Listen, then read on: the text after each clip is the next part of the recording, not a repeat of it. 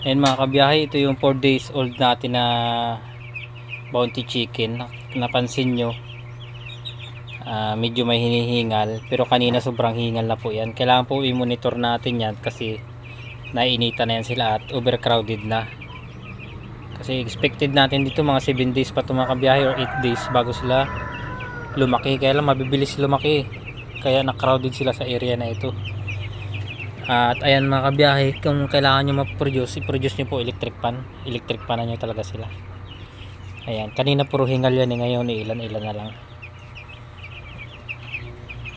Ayan siya mga kabiyahe. Ito kasi yung second area natin is di pa natin nagagawa. Ito siya. Ayan, tatanggalin lang natin yung harang na ito. Ayan yung harang na yan, para makatakbo na sila doon sa kabila. Ayan, kaya pansin nyo may mga hingal. Pero mga 12 days kasi mga kabiyahe expected natin bago natin sila ibaba dito. Naka-prepare na rin tong ating lilipatan nila. Ayan, dalawa nga ito mga kabiyahe, tsaka ito sa kabila. Ayan. Kaya sa ngayon gawin natin yun dun sa may kabila.